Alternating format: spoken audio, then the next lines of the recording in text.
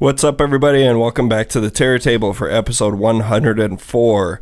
The Terror Table is a podcast that talks about horror movies, we talk about sci-fi movies, we talk about horror books, we talk about video games, we talk about music sometimes, we talk about anything horror, and also circumcision. Yeah, we talk about dicks a lot. Pretty lowbrow here, but with all that being said, I'm one of your regular hosts named Mitch, and alongside me as always, I'm Buzi. And next to him is... I'm Diego. And so we... Wait. Say Mike Wazowski. Mike Wazowski. So everyone knows by this point, if you've tuned in for a while, if you know us at all, that we tend to get sick a lot. Well, you guys tend to get sick, Diego and Buzi. Well, I think I was sick with strep throat that one time, and then we did that episode, and you were really sick, and then I think I got sick. Because you still sound a bit sick. Now that I'm hearing you on the microphone, yeah. I could hear you're a bit nasally. Okay, so we physically had to cancel our episode last week. We were still going to record, but literally all three of us were sick. And that was, like, I don't get sick often, like, at all. And that was one of the worst, head flu I've had in my adult life. And, like, it was the worst week of my life, man. It was one of the worst weeks. I had my two of my biggest exams, and I couldn't miss any school. We were breaking records now in our city. We were the coldest place on Earth last week. We were colder than fucking Mars. We're colder than Mars. We're colder than Siberia. Yeah. Yeah, it was fucking insane. And it's still freezing. Like, it's still cold. Like, right now, I think it's minus 30. Like, and it, like, feels nice out, which is the weird part. Yeah. Because it's out comparatively, yeah. For Americans, that's like minus 40 Fahrenheit. Like, it's insane. What the fuck is it? I can't remember. I don't know the conversion rate. Yeah. We're better anyway. Either way, we're colder anyway. Yeah, we missed last week, in which we were going to continue our creature feature series, where the last episode we did my pick, which was Sleepwalkers, and this week we're going to be doing Buzi's pick, which is Splinter from 2007. Nope. 2008? Yep. Jesus, how do I literally just looked it up again. Times. I know, and I just looked it up again. Jesus, fuck. Okay, and then... Nope. Yeah, so also, I guess Buzi doesn't know this yet, but we are not going to have an episode next week either. Oh. I need, like, Diego, the only days that Diego's able to do it, if you want to come and do an episode with Tyler or whoever you want, you feel free. I would encourage that. I would love for you to come and record an episode, Buzi. I would love that. I can't be here. I got it's my last week of school. I gotta. You know what? I might do it. You should. Bring Tyler, bring anyone. I don't give a fuck. Oh, we should have a poll of what I should do. You could do one by yourself. Yeah, I literally just do a little freestyle it. Bring your diary, and you can just read it to everybody. The big bold Buzi bash. Yeah, but yeah, feel free to do that. You can come here whenever the fuck you want. I'll be studying in the kitchen. By the way, I said ow because I was adjusting my balls and I accidentally pinched. Yeah, you're right in there. Yeah. Did you feel your taint? No, I wasn't that low. Oh, okay. How are your balls otherwise? They're do you ever shave your balls? I was gonna say, are you a trimmed guy? Manscaper? I haven't had a reason to do it in a couple of years. But like, what I'm wondering is currently Diego's rocking a green mohawk. Like the carpet doesn't match the drapes. No, but would you ever consider doing that? No, just because it'd be a lot of work. Is that a fashion thing? I think serial killers do it. I could be wrong. I don't know. I'm dying. It's gonna be pink. But you could have one of those porn stash pube areas, but where you just have the racing strip. That's girls do that, not guys. I don't know. I've seen a couple dudes.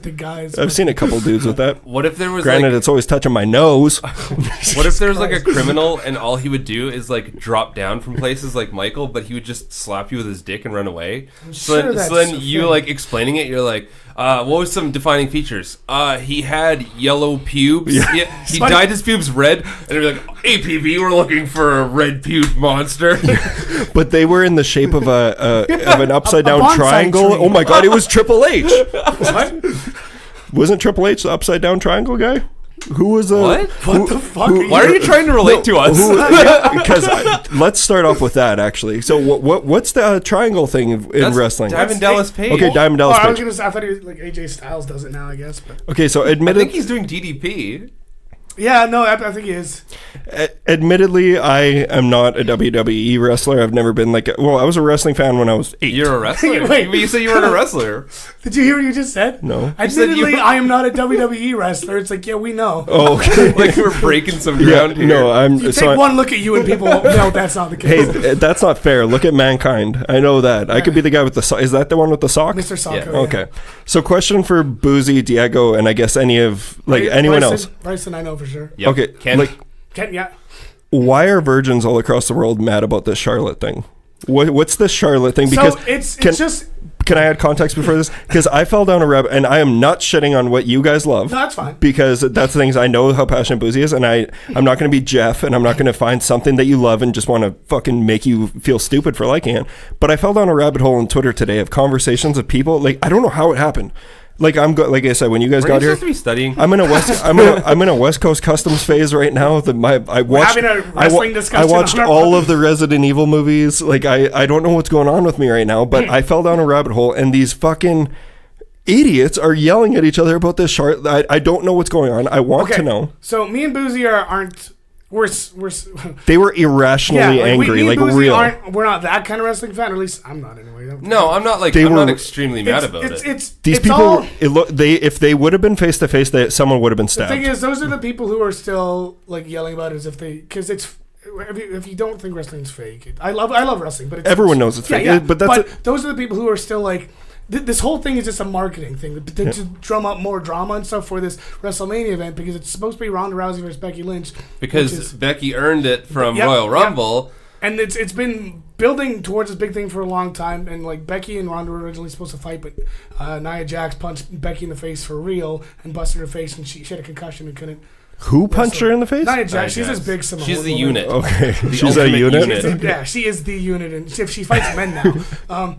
But no, people are just upset because they think Vince McMahon's being crazy. But I think it's just okay. So Ronda's out, Charlotte's in. No. Becky's Charlotte's out. Charlotte's in. Well, Becky's okay, suspended. yes, but it's not. What they're building to is a triple threat match. Yeah. That's what's gonna happen. So these three bitches are going to be in the ring together. So they want the fans to get crazy over this. Yes. It's all a work shoot. With that being said, I think the coolest part about wrestling is how it's staged. I think that it's fucking impressive. I think that's it shows. It's like Broadway plays. To me, wrestling, but of trailer parks. To me, wrestling has gotten better and pulled me back in over the last like a year or so because of how much I've realized how much they've embraced. They kayfabe doesn't exist anymore. Yeah, so they know what they are. They know what they are, so they can do crazy, ridiculous things and not have to worry about it being ruined. And I know nothing about her, but that Becky Lynch girl is a babe. She's amazing. Yeah, she's the Stone Cold of the. And that's so that's she exactly beats up her what spouse. They're doing. No. But that's exactly what they're doing. Which don't even give me some fucking. Becky Lynch beats up women just like Stone Cold did. Is that what you're saying? Technically, yes. Yeah. Didn't Stone Cold punch his wife in the face or something like that? Yes. His girlfriend? Yeah, but...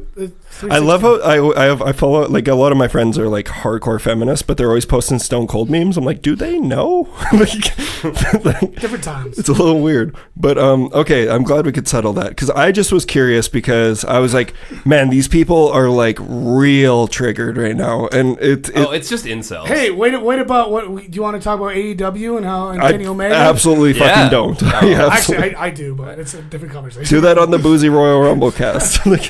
Okay. All right. Well, I guess with all that out of the way, we can get on to our regular show in which we're going to be talking about horror movies and stuff. I know since we weren't here last week, there's going to be a whole bunch of news.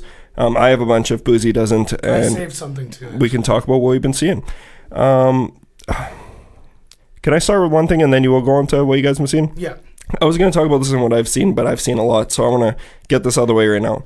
So something I was really, really embarrassed about something that happened to me, and it involves horror movies. I was really embarrassed, like, to the point of, like, shaking for about 10 minutes, and then I got over it. You guys didn't hear about this because I don't think you're on Twitter actively. Did you see what happened? Okay. Oh, actually, I know exactly what you're talking about. So I was going to bring this up last week. I haven't been on Twitter in a while. Yeah, so you missed something. Okay, so I'm going to pull up this. I took some screenshots to remember because this was now like 2 weeks ago.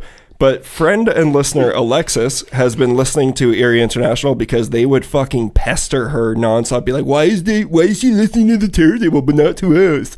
Like, they were really upset about it. So Andy specifically pointed her out, found out where she lives. No, but she listens to Erie now. That's what I'm saying. But they did an episode on The Haunting of Hill House with, it was David and his wife Amanda. And Alexis commented and said, I think Amanda and I have the same taste in women. Well, I also find Theo very pretty. So Theo, you guys still haven't seen Haunting of Hill House? Nope. Theo is Mike Flanagan's wife in real life. Yeah. She's the woman from Hush. In Haunting of Hill House, she is gorgeous. Like, she's just a gorgeous human being. So I commented, I replied, I didn't tag anyone. I said, it's crazy that she is married to Mike Flanagan. The guy is insanely talented and brilliant, so that part stacks up. But to quote a previous guest on our show, he looks like the kind of guy who keeps his t-shirt on in the pool. So I quoted Jeff. Jeff said that because he's an asshole. And then about 2 hours later, I got a notification.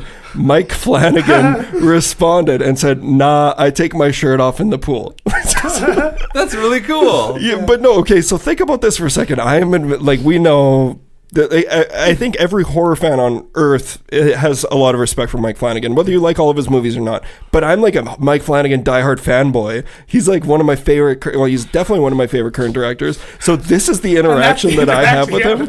And I'm like, and it made me feel bad because I realized, I'm like, man, that was a dick move. And it's funny too because you're like, by the way, I'm a big fan of you. Yeah, I apologize, and then I did the Homer backing up in the bushes meme. I'm assuming he didn't respond. No, he did. He did. He said, yeah, because I was just like, by the way, love your work, and your wife's real pretty, so congrats. And he said, lol, it's all good. It's funny though because when I saw that, it just reminded me of the people who are like, they'll bash like celebrities and shit, and then as soon as the celebrity was like, what the fuck you say or whatever, they're like, no, who the fuck's a sugar gay? Yeah, who's a sugar gay? They're like, the person who's trolling is like, no, I'm kidding, I'm actually a huge fan. Like, yeah, no, and that's the thing is, it looks like I was bullshitting there, but I literally suck that dude's dick on this show weekly. Like, I love his work. And then I was just like, man, but it made me feel bad because I'm like, I would never want to put someone down, especially someone who I respect, even if it's just some stranger. It just reminded me of how loud the world is now, and how this is basically just a PSA of everyone be a little bit nicer because you never know who's listening. Well, especially because you didn't even tag him. No, I didn't. So that's the thing is, I was like, also lol, because he was looking up his own name, but and I felt bad, and I was texting David about it because I was like, did you see that? He's like, oh, I saw. We were laughing about it for quite some time because he was tagged in it too. I had something like that happen with Austin Aries, actually. Are you serious? Who's Austin Aries? He's a wrestler. He's also a huge piece dick. Of shit. Yeah. Was he a dick to you? No, I just said how I used to like him a lot, but his personality makes it hard for me to like him. He liked it. Oh, yes. And then commented on someone else's thing who actually like shit talked him. I think that happened to me in Counterparts too. I was like, Counterparts sound so much better when you don't follow them on Twitter. Oh, that's because Brendan's ruthless. Yeah, but that's the thing is, it was funny because I was talking to Mike Grant about this as well, and it's just like, what's crazy is that isn't even the worst Twitter interaction I've had before. Have I told you guys about the story of? Have you guys seen the documentary The Imposter? I haven't, but I remember this story. You know the story. You told me this a couple of years Buzi, have you seen The Imposter? No. You would really like it. It's a documentary about a guy who basically. He was known as like the chameleon, and he would find families who had missing children, or their kids went off to war and they couldn't find them, or like were believed to be dead, and he would try and look like them and live with them and move back into their house. That's like an episode of The Simpsons. It's the guest. That's The Simpsons. Yeah. Yeah. But it's like awful. Like what he's doing is he's exploiting these poor families, and they're in such hard denial. They're in such huge denial that they want to believe that this is actually their son, even though there's times where like he's not even the same skin color as them. Like, it's insane. But that guy, like, he's an actual psychopath. Like, he's a bad person who's like. But the thing is, he has this whole. It's a big sob story of like how he was raised. Obviously, you got to be pretty twisted to want to be able to pull something like that off. But either way, me and Justin Bruce were tweeting about it one day. We were just talking about how crazy it was. I was like, yeah, and he's on Twitter, but I didn't. He's on Twitter. He's on Twitter, but I didn't want to tag him for obvious reasons. And then like 10 minutes later, I got a notification that Frederick Bourdain is his name. He fucking messaged me and said, "It's good to know that you're scared of me for obvious reasons." Smiley face. This is a guy who literally steals people's personalities. Like, so it was like that. So he's just gonna be you for a while. Yeah, that was. Oh man, I was horrified. Because like if you watch the documentary, you'll understand like it is scary. Like this guy is a scary person. But I would love it if he just like tried to be one of us. Be like, now you just have depression. Yeah, but yeah, and he would have to to really convince my family that he is me. He would have to get some. If he's circumcised, imagine what he'd have to do to himself. There, some self-mutilation, folks. He's probably done it already. All right, well, yeah, but that. Oh man, that Mike Flanagan thing really bummed me out for about 10 minutes, and I was just like, oh, whatever. He can just go back to being the director of a sequel to The Shining and fuck his hot wife. Like, why am I feeling bad about this? I'm the one who's sitting here with crippling depression and fucking literally. Yeah, I'm not going there. Anyways, yeah. So after that, though, Courtney and I went on a Mike Flanagan roast bender because she was like, "What does he look like?" And then I showed Courtney a picture of him. She's like, "Okay, well, to be fair, he looks like one of those guys who drills a hole out in a bathtub to watch someone shower." She's like, "He's a voyeur." But yeah, be nice to everyone, folks. Do you know that he probably looked at your thing for like 5 minutes, like your actual account? Yeah. So he offhandedly knows about this podcast? Well, no, for sure he does. And the thing is, we will never get him. Not after that. No, or maybe we could get him because of that. I don't know. I'm not going to hold my breath. But he, either way, if he dug deep enough in my Twitter feed, he can see me sucking his dick hard because I praise Haunting of Hill House constantly. But okay, well, that's something to get this little episode started. So who wants to go first? What have you been up to, Diego? I'll go first. It's probably the least amount of things. Some of these, I think you guys have talked about them in previous episodes, but I can't remember who talked about them or what they thought about them, so I'm going to talk about them anyway. There's a few things. I watched Ghost Stories on Netflix. That would be me. You? Okay, and I can't remember what did you think about it? I talked about it way back in the day. What did you guys think about it? I liked it. I didn't. I thought it was fine. Oh, yeah, I loved it. Yeah, it's super cool. I thought the ending was super fucking. Like I didn't see the twist coming. I knew it would be something you'd like. Yeah, and like I had heard about it, and I remember I listened to that episode where you talked about it. It was a while ago. And then it came up on Netflix, and I was like, it's so bizarre, hey? Yeah, and I was like, fuck it, I'm gonna watch it. And yeah, it was just such a strange movie. It's paced and like scored and shot like not like most horror movies. It's weird. And then the whole like the Martin Freeman thing. Like, he's great. Yeah, and the posters are amazing. Yeah. I liked it. I just didn't love it. Like, cause that's one that got like some crazy praise. Yeah. And I was like, I'm not sure I'm on that level, but I did. Like, I watched it and I was like, it was good. Oh, excuse me. No, I thought it was great, and I want to watch it again, knowing like the twist, and see. I want to watch it again too. Now, hearing you guys like it so much, it's on Netflix for everyone to watch though. If you haven't seen it yet. I watched. I rewatched Annabelle Creation. Still great. Not much else to say about that. I watched a few short films on YouTube. One was called Don't Move, and it's like 5 minutes long, if that. And it starts off like with the aftermath of people playing with the Ouija board at a party. And there's like a demon, and it says it's gonna kill 5 of them and let one of them live before it like leaves them alone. But it only tracks them by like movement, so they all have to stand still. And I won't give much away because I think everyone should go watch it. Don't Move. Yeah, it's on YouTube. Cool. It's 5 minutes of your life. Like it's cool. It's got really cool like creature effects and everything for like something that's obviously super independent. Another short film I watched was called This House Has People in It. Spoiler alert. Sorry, by the way, I'm still sick, so I might be making a lot of coughing noises. My water's not doing enough for me. Your water broke? Yeah, I wish. This is it was. Do you guys remember Too Many Cooks? Yeah. It's the same people. So I don't know what that is. What? What's Too Many Cooks? Too Many cooks. Is that like salad fingers? No. It was a viral. Man, CNN talked about it. It was like a viral video in 2016. We should fucking watch it. I'm usually just defending people I like on Twitter. So, and it was this weird short film that like is really eerie and just doesn't make any sense. Anyway, This House Has People in It it's all these CCTV. You okay? See, close. It's all these cameras in this house. And it's just watching people, and there's this girl who's just laying in the middle of the floor, and then weird shit starts happening, and it doesn't make any sense, but it's so unsettling. Was it enjoyable? Yes. Yeah. With a question mark? Question mark? Yeah, it's very strange. Would you recommend that one? Yes, I would recommend it. It's only 10 minutes. Okay. Are these all on YouTube? Yep. So This House Has People? This House Has People in It. This House Has People in It. And Don't Move. And then I watched another one called Unedited Footage of a Bear. I don't like it already. I don't like it already. I think I've heard about this one though. Well, it's another 10-minute short. The first 30 seconds are just a video of a bear. Then it fades to a commercial. Don't like this. No. Then it fades to a commercial for allergy medicine, and then that's it. Then it's a commercial for allergy medicine, but it goes off the rails. Is it the one with that guy fist fighting with a bear? No. Do you remember that one? Is there any that more commercial bear for fish? stuff? No. Okay, good. No, it's just called unedited footage of a bear, and it has a bear, and then an allergy medicine commercial follows it, but the commercial turns into the short film. Oh, okay. Does it just like break down as it goes? Yeah. Yeah. Okay. But there's no bears. Okay. There's a video of a bear at the start, and people are like, "Oh, look at it," and then all of a sudden it goes to a commercial. I feel like we should have bear warnings when things happen. Bear warning. I played a Drag Me to Hell drinking game.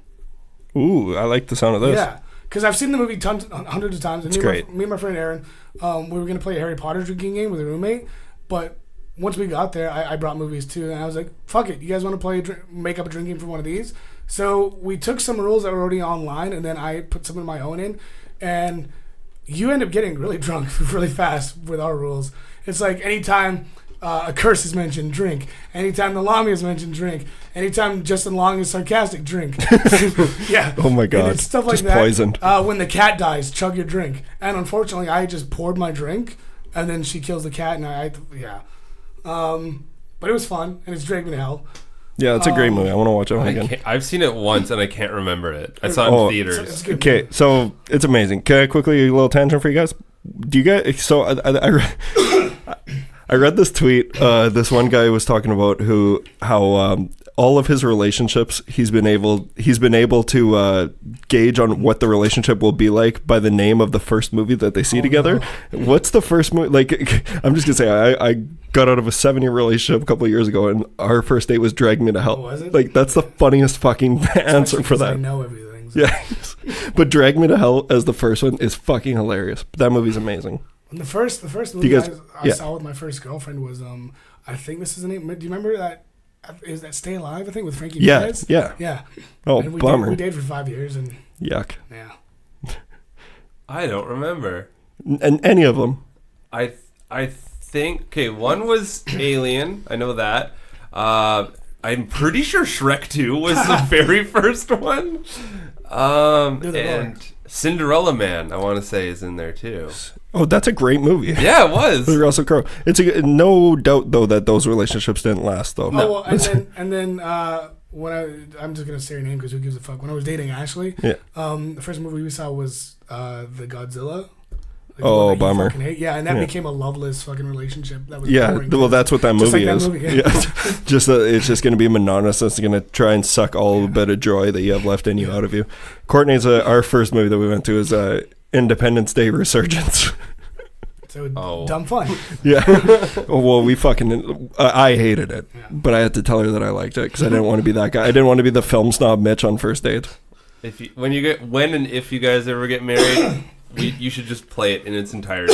Independence Day 2? Yeah, it'll be in the background. Like you'll be having the service or whatever, so it'll just be on the background with no sound. I can't remember a moment from that movie. Like, it was so fucking bad. It was so boring. Okay, sorry. You can get back to what you were talking about.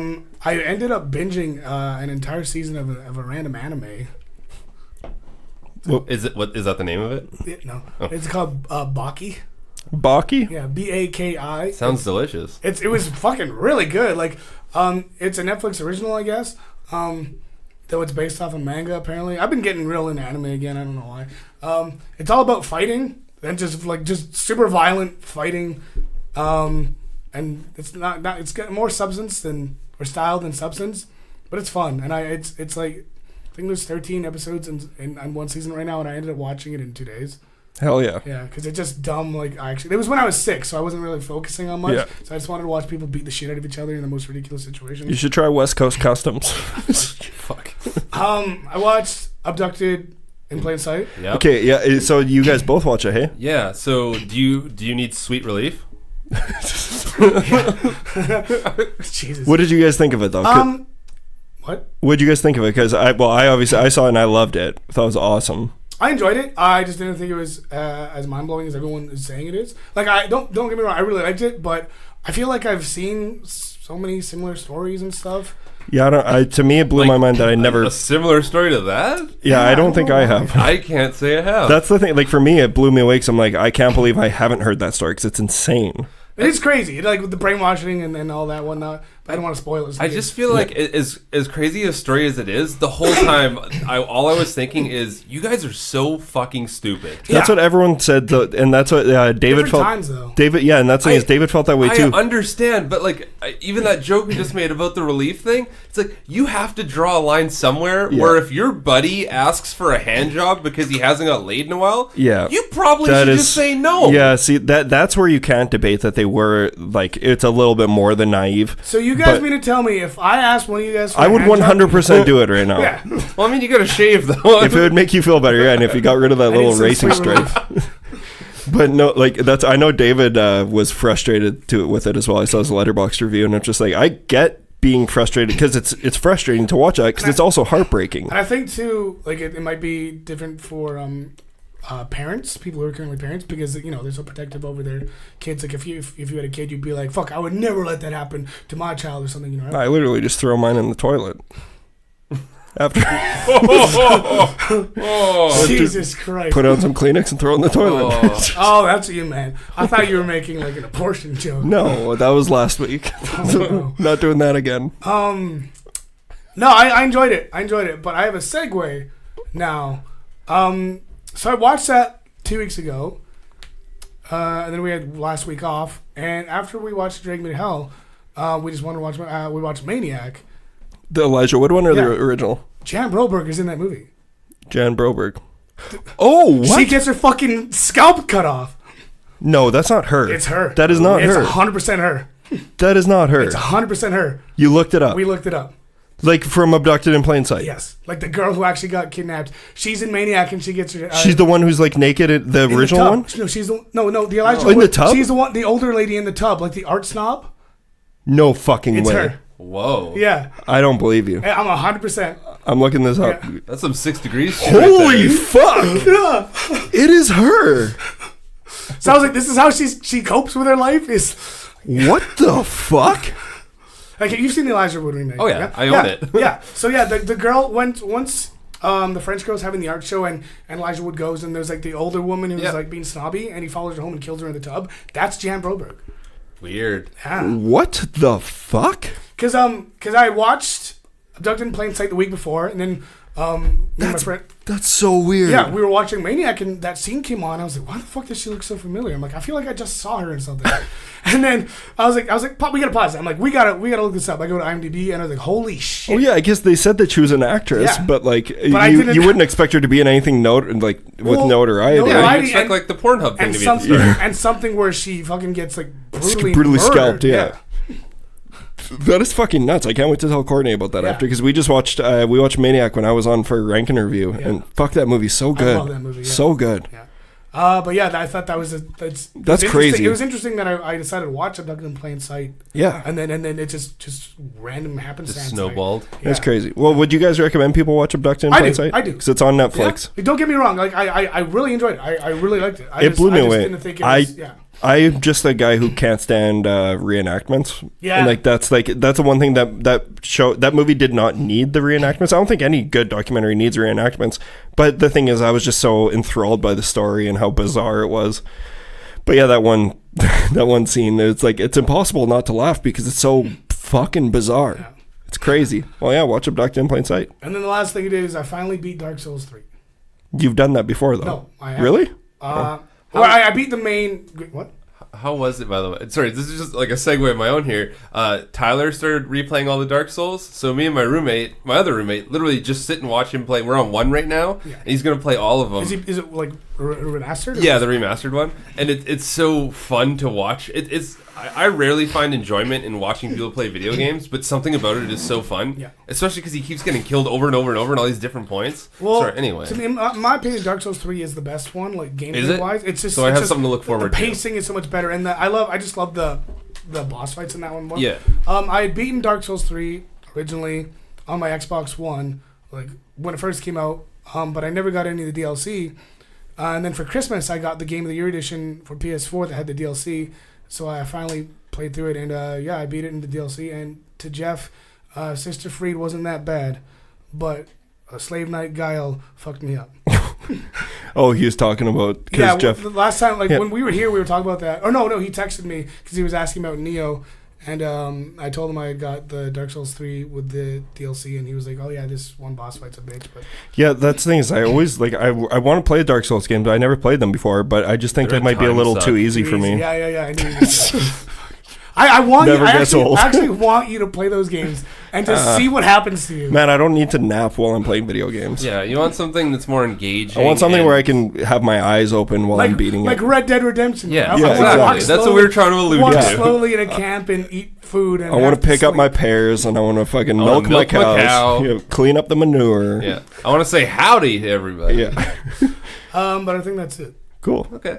You, Buzi? I got two things, and one I'm really, really excited to talk about. Actually, both of them I'm really excited to talk about. I watched Nightcrawler finally. Yes, I saw you. Nightcrawler. Yeah. Yeah. Nightcrawler, Dan Gilroy, Jake Gyllenhaal. Holy fuck, is that a good movie? Yeah, man. I have never seen an action movie like that where it's not an action movie, but when they do want to do action, it's done so well. Yeah, that movie is absolutely flawless. Like they had like a panning shot of the back of the car like around to the front while it's going full speed, and I was like, this is what like Fast and the Furious should look like.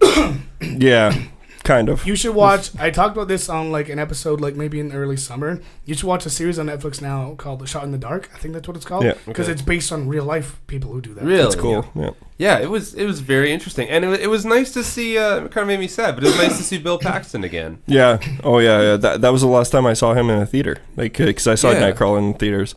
Yeah, that movie blew me away. That was my favorite movie of the year that year. So good. Happy you finally saw it. Yeah, I'm glad I watched that. And then the other thing I watched is actually I messaged Tyler about this. Tyler Baptist? Is I watched Xtro 2. Is that Snapchat you sent me? Yeah. I was like, what the fuck is going on? I thought he was watching that. What's the one that you sent us a picture of? It's an alien dick? Oh, no, that's Dick Shark. Dick Shark. Yeah. Okay, sorry. Oh, yeah, just Dick Shark. I thought that you were watching Dick Shark. No, I was Dick watching Shark's a real thing. Look it up. Xtro 2, The First Encounter, which is the most blatant ripoff of not only Alien, but Aliens as well. Well, Extra 1 is a blatant ripoff of Alien, is it not? No, it's of E.T. It's okay. bad E.T. And I'm thinking of Mutant. Yeah. And this movie came out in 1990, I believe. So, like, everyone was very aware of aliens. And it's super funny because they even have, like, smart guns in it. They just blatantly rip off smart guns. The extra alien is just a really squishy, fat version of a xenomorph. But I found real enjoyment. I think there's something very interesting about campy movies to that extent where they knew what they knew that it was campy, and like you can look at each scene and go, yeah, this is definitely on a set, to the point where they kept it so dark that you couldn't see the back, and then they would just put like 2 office chairs and a desk in there. And every time they showed a computer, it was the most over the top. It was like beep boop beep beep beep. It was really good, and I highly suggest it. And I'm actually trying to find Xtro 1. I think Tyler is willing to sell me his copy of Xtro 1 so I can watch that. That's awesome. Yeah, I'm looking up pictures of it right now, and the Queen looks amazing. It's super fun. Honestly, it's a very fun movie. It looked silly. The acting is so bad. So I thought it was like Spaceballs or something. Yeah, it was. And everybody is so over the top. What's the word I'm trying? Like serious. Everybody is the most serious in that movie, and I didn't know if they realized what they were making. Yeah, which is kind of the funny part. But yeah, it's the same director did all 3 Xtro movies, and yeah, apparently they're like cult movies. They are. I know a lot of people who love those movies, but I've never seen any of them. I would definitely like to watch the rest of them. Anyway, that's all I've seen. Cool. I saw a bunch of things, but I'm gonna condense them into about 3 things. I'll start off with the new. Let me know if you get cold, Buzi. I just cracked the window there. It's okay. I'll just sweater up. There you go. Thank you. Okay. So, all right. I'm going to start off with the new Netflix movie, Velvet Buzzsaw, that we've been talking about for quite a while now. Also directed by Dan Gilroy, director of Nightcrawler. Yeah, please don't spoil it too much. Don't spoil it to me. I'm going to be watching it tomorrow. Okay. I'm going to spoil it. I'm not going to spoil anything. But yeah, so this came out on Friday. I was like insanely excited for this movie because that trailer is fucking incredible. But yeah, so basically with the story of this, you're entered into the world of the LA art scene. The thing, especially now that you've seen Nightcrawler, you know that Dan Gilroy knows how to write really interesting characters. And he gets great performances out of he already has awesome actors working with him, but it helps when he has such great actors like Toni Collette's in it too, right? Toni Collette, Jake Gyllenhaal, So Natalie. does he just have a thing for Jake Gyllenhaal or what? I think they're good friends now. Well, but who yeah, doesn't have a that's thing true. for Jake Gyllenhaal? But yeah, and then Natalie Dyer from Stranger Things is in it. She plays a small role. Fucking John Malkovich is in this movie. Malkovich. David Diggs for Clipping. From Clipping, yeah. He's also, I'm not going to talk about this long because this is a horror podcast, but Blind Spotting is fucking incredible. I've heard. Watch Blind Spotting. You will love Blind Spotting. That is a great movie. But yeah, so he knows how to make great characters. He also knows how to create a mood and like the environment in which these characters can flourish. And like that's the best part about Nightcrawler and the best part about Velvet Buzzsaw. But however, he does not know how to craft a scare. This movie is marketed. Is it supposed to be a horror movie? Yeah, 100%. It's supposed to be a horror movie. He said the word horror in multiple interviews. People are now backpedaling and saying that it's a satire.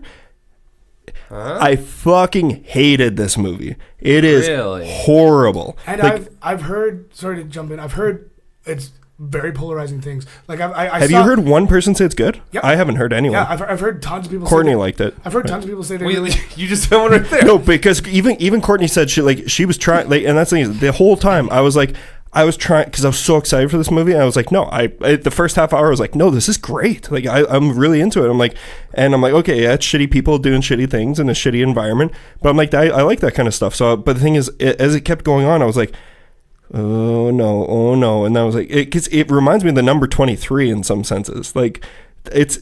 Oh, now I don't want to watch it. There's no way I could see either of you guys liking this movie. I'm still gonna watch it. You watch it. Yeah, watch it. Make up your own mind. I've heard very polarizing. Like I think pretty sure Jamie liked it.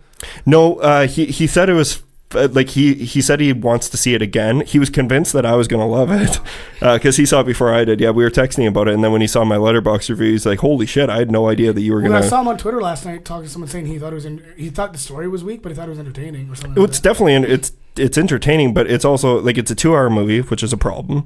But the thing is, like, people, that's like, it very well could have satirical elements in the movie, but the thing is, this is not like, it's a serious movie. Like he has a really strong idea, and he clearly wanted to make this a little creepy, but he doesn't know how to make it creepy, and it comes off as funny. And there's times where you have to know that for sure that was meant to be funny. Like, just not a spoiler, but there's one character who encounters the same thing over and over and over again. So it gets to the point where it's like, okay, that's insane that she keeps on discovering this, and it's like funny because it's just like, fuck, her again. But like the rest of it, like it's laughable in a way that it's not supposed to be. It has to be like it, and like there's a.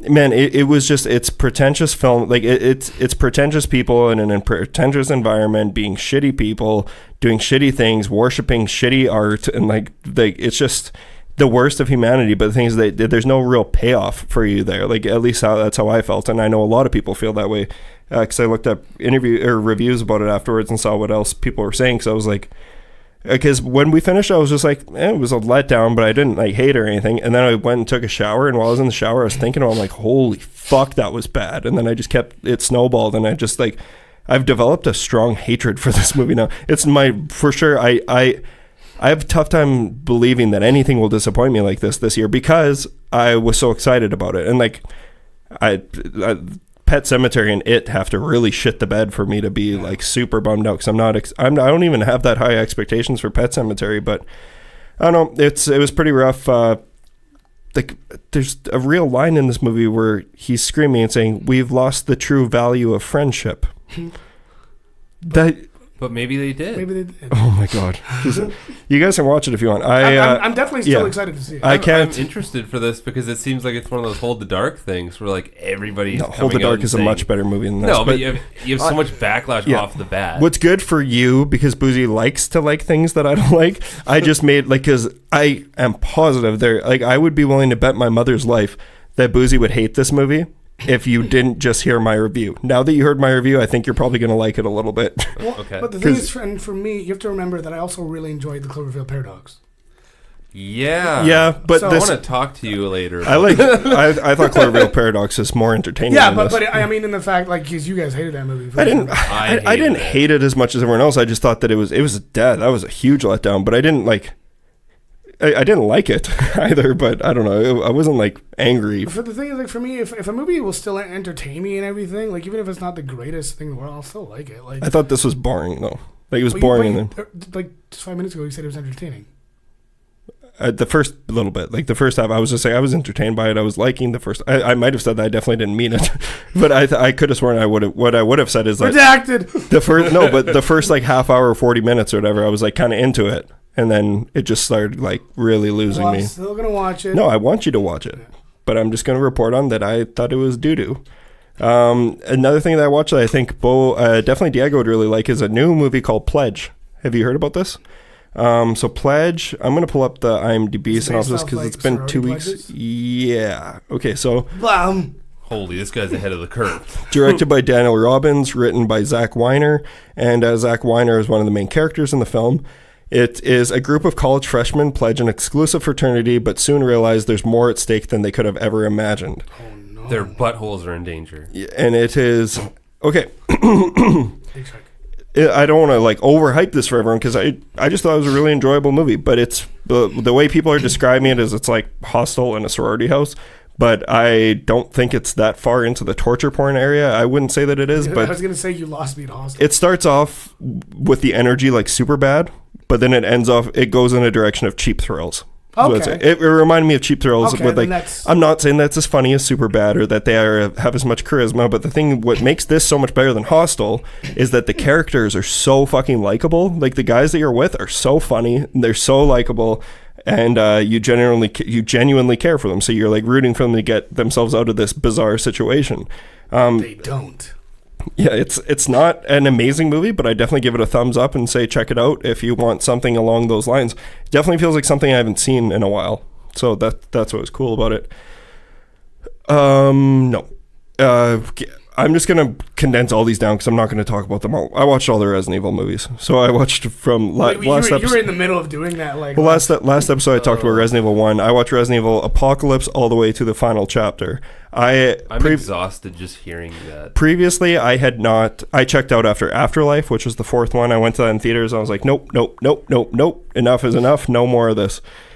Went through all of them again because I've just been riding the high of the Resident Evil 2 remake coming out that I loved, that I talked about last week. But yeah, Courtney and I watched all of them because I hadn't seen the last two. She hadn't seen any of them, so we were watching them, and it was basically like you can literally be a human vegetable and watch these movies because there is nothing of substance there. It is all just shiny things blown up, and everyone, if you're listening, if you've seen one Resident Evil movie, you've seen them all. You know exactly what it is. I had a good time watching them with Courtney, but I didn't particularly like any of them. I will say that the very last one, the final chapter, was a surprise. The Guns N' Roses one? Yeah. No Guns N' Roses in the actual movie, but...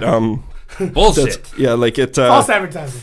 It was, as an action movie on a pure aesthetic level, it's actually pretty impressive. Like the action sequences that they crafted in this. Yeah. It's a huge step up in quality from the previous ones. Like this is all... You get to watch the whole...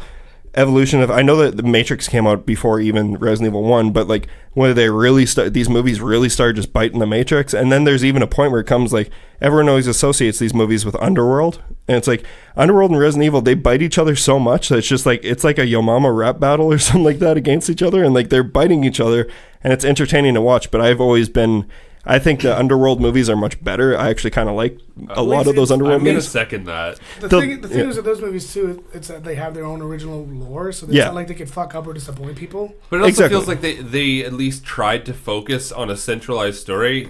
Just from the amount of Resident Evils I've watched, it felt like they were writing it as they went along. They're like retconning themselves constantly. The thing is, it's because since there's so many video games to pull things from, they're like, we got to make people happy and take from this game and take something from that game, so they end up fucking It's such a mishmash the whole time. Yeah. So it's like these movies are fucked, and like it's the same cliches over and over and over again.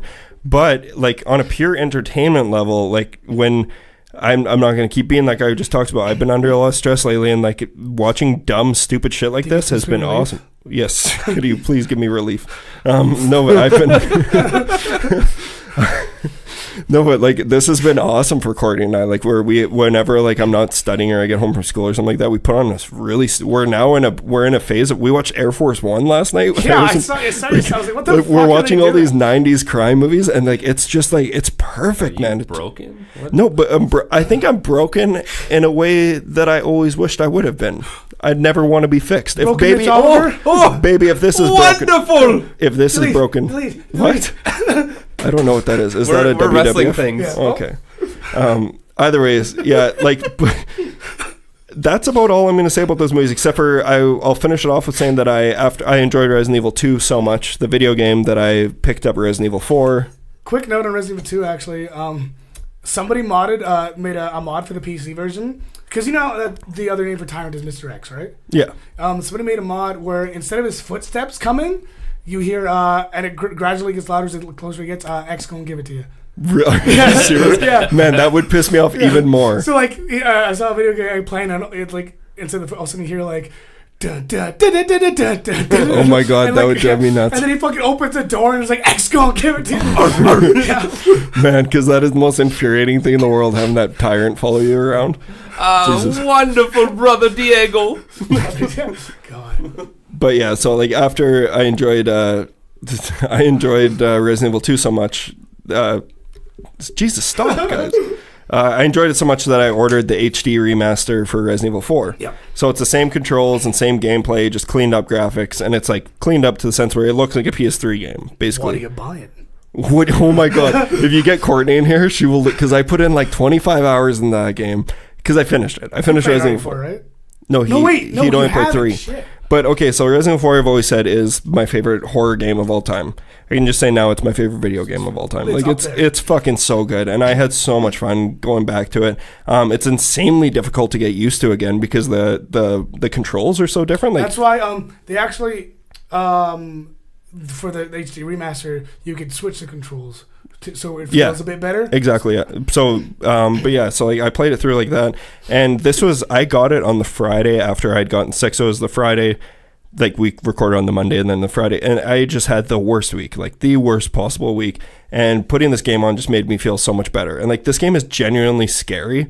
Like the environment, at least the first half is scary. Like when you're in the village area. Yeah, it gets like that's the thing is it's a video game, so it's allowed to get bizarre and crazy. But like if they would have stuck the land, like I still love this game, and I wouldn't like. I think it's perfect because it's like a nostalgic thing for me, and I love the gameplay, and I love the guns and weapons. The thing is, it is perfect. Like it still plays. Yes, like story wise, everything okay. But the thing is, it's a video game. Even when it first came out, it was like like the midget, like Salazar. Yeah, like it's just a little ridiculous. Mr. Kennedy. Yeah, and it just gets so bizarre. But yeah, I loved it. After I finished my exam, where I was a nervous wreck for 2.5 hours, and I came home just to kick back and relax with Resident Evil 4. 10 minutes later, I was sweating again because it's just like it's genuinely so intense. You know what's fucking super cool is that it's coming out for the Switch this year too. Oh man, so I'm never trading that or selling it. Like I will play that game again. I loved it. Highly recommend picking it up if you were a fan of it. But if you'd never played it before, be prepared. It's a learning curve to get used to the controls. Yeah. But no, yeah, that game. I still remember that game is one of my favorite Easter eggs of all time. So before you go fight the Del Lago, like the big salamander in the lake. Oh, I love that. Before you get onto the boat, if you stand on the dock and shoot the water like 8 times, it comes up and eats you. Really? Look at that. What kind of Easter egg is that? That just means you die real easy. But it's cool. You piss them off. You go and you shoot, but it's literally, you go to the end of the dock, you shoot the water, and it just comes out of the shallow water and eats you, and it's like, you're dead. I'll give you another Easter egg. If you're ever around a pit bull, if you go up and you just start smacking it in its nose, it'll bite your hand. That's an Easter egg for you, Diego. One last thing about the Resident Evil movies I forgot. There's actually a character named Kmart in these movies. She comes in the third installment, and her story is that her family and everyone she knew died, so she decided that her name should die with her. And the crew that found her, they found her in Kmart, so they go, "Hey, Kmart." So like now there's all these like genuinely like supposed to be like heartfelt scenes of like she's about to die, or they're Kmart. It's just so fucking stupid. Which movie was that in? That was in Resident Evil 3 Extinction, which is surprisingly okay. I will say first one's still my favorite. 3 is probably my second favorite, and the that's saying a lot because I don't even like that movie very much. Is but the one with Nemesis? No, that's 2. That one was my favorite as a kid because I loved it because I love Nemesis. Going back to it, that's the worst one. It's so fucking bad. But yeah, and it's stars. It's so fucking stupid. But no, the very last and the final chapter was a surprise. Like it was, and that's why Paul Thomas Anderson is going on to, or sorry, wow, not Paul Thomas. Paul W.S. Anderson is now directing a Monster Hunter World movie. Yes, with Mila Jovovich. With Mila Jovovich, which is his wife. Yeah, she's his wife, and that movie, The Last Resident Evil, gave me hope that at least like I don't play the Monster Hunter game, so I don't have any like strong connection with them. But at very least, it could be like an entertaining popcorn, stupid action movie, which with big monsters, because the monsters look great in final chapter. Yeah. That's everything that I saw. So we can get on to news if you guys want to. You guys have anything else you want to talk about? I don't think so. I had the DMX thing. No. The DMX thing? Okay. Yeah, all right. Yeah. Okay, I'm ready. Buzi. I'm ready for something. Can you... No, let me do it. Let me do it. The news? Okay, here, hold on. Oh. Brother Diego, prepare the battlefield for ultimate deletion. Yes.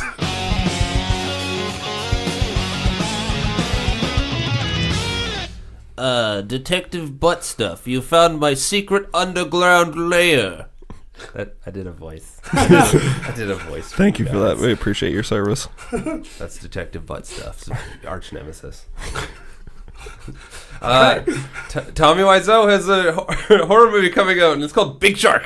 I'm actually excited to see that. I haven't watched the trailer, but I want to. Just the poster looks great. I'm kind of worried that he's too self-aware now. Well, it's clear. That's the thing, is it's not going to be as awesome when he knows that he's not good. That's the thing, because the charm of the room. It was unintentional. So bad that it was good, whereas this might be so bad. They know exactly they're making a bad movie. That's the thing, is I'm worried it might just turn into like a Sharknado type thing, where it's like just... I'm just worried that it's going to just turn into a giant callback of The Room. There just happens to be a shark. You're tearing me apart, shark. Like, I would rather just... Yeah, like that's going to be in there for sure. I'd rather just watch him do his Joker audition. Why so serious?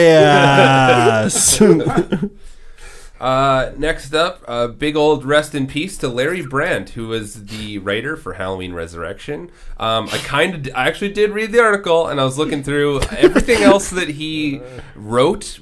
Not as interesting, so I'm just gonna go with that. Did you hear us? Were you here for the day where we called out Buzi for? No, that was when Courtney was on. We were talking about like, do you read the articles or do you just read the headlines? I skim through usually. Can I add a rest in peace there, unless you have it? Yeah. Rest in peace to Julie Adams, who she played Kay Lawrence in Creature from the Black Lagoon. Yeah, so she passed away. It would have been 2 weeks ago, but I still want to give a shout out. She lived a long time. Yeah. Whole movie. Martin Scorsese and Leonardo DiCaprio are producing an H.H. Holmes TV series called The Devil in the White City, and it will be exclusively on Hulu. So fucking disappointed. Why? Because we don't get Hulu in Canada. Yeah, but we'll still find a way to get it. But the thing is, like, that was like, this has been news for 4 years now. Well, it was news that it was going to be a movie. Yeah, originally. And that's what I want. Yeah, but I'm into the idea of like a long form version of it, because the thing is, I read the book, and it's like, there's a lot you could do with it. Like, half the book is on like the fair and everything, so like there's a lot of interesting stuff they could. Well, and like it's Scorsese and DiCaprio. Like it's like, fine. Like, give it to me, but I just want it all. I just want it. I know. I would love to be able to just go see a movie. Yeah. But there is a lot of lore there, so I could see it being interesting. But it's gonna be interesting seeing Leo in a TV role. Hopefully, there's not a lot of bore there. Boo. The current working title for James Cameron's upcoming Terminator film is Dark Fate, and I believe it's going to be out in November. And this is a reboot, right?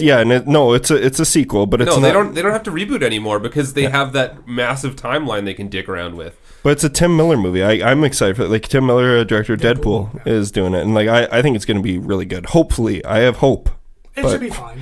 Yeah, that's the thing. It'll be fine. Well, I hope it's awesome, because it should be awesome. Like, Terminator should be awesome. It should be fucking awesome. But it's been a long time since there's been a good, like, an awesome Terminator movie. It's literally been since was that 1992? Yeah, 92. Do you think cold and flus are afraid of the Germinator? Cold and You're 2 for 2, and you're gonna get kicked off soon. Repeat that for a Do second. you think cold and flus are afraid of the Germinator? Oh my gosh. You know, the Germinator. We have a new trailer for. I didn't watch this, so I'm gonna let you guys take over for the new Chucky remake. Like, you literally won't even watch a 2-minute trailer for it? Oh shit! I'm getting excited. No, I just there's no joy to be had there, and for everything I've seen about it at all or heard about it, it makes me less interested. Okay, so you guys clearly, I'm assuming both watched it, so I want you guys to take it away and let's talk about You it. want to go first? trailer doesn't look anywhere near as bad as I was expecting, but the main part of the movie and the main worry of the movie they don't address. It's Chucky himself. They show like a silhouette of him near the end, but the thing is, like, we still don't know who's voicing him. It's not going to be Brad Dourif. No, I'm pretty sure they already had that big. Yeah.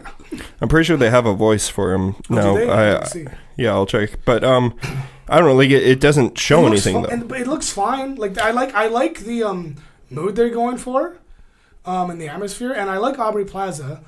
But yeah, I need to see. I right now I'm cautiously optimistic. Oh, okay, but when you're saying like it looks fine, that's not what you want. No, not from Child's Play. That's the thing. It looks fine, but like as a huge Chucky fan, I'm very I don't know. I'm very cautious because like Mitch said it. I think you said this. Maybe I thought you did, or maybe I saw it In the Adam thread? Yeah, like I'm always down to see more Chucky and everything. I just don't want it to be such a fucking mess, and it already is because they're still doing the TV series and everything, and they just to tie in some of the news, they just said that the TV series is going to follow the tone of the first and second, which are the two best ones. Yeah. Which that's the thing. I'm more excited about the TV series because it's because that's Chucky. It's really and Chucky. Something. This is such. It sounds like a nitpicky thing, but maybe you'll agree with me that it isn't when you're like a diehard fan. I fucking hate the fact that it's called like Buddy. The Buddy. Yeah, and because especially since they're like that wouldn't be as nearly big of a piss off if they weren't literally taking everything else from it.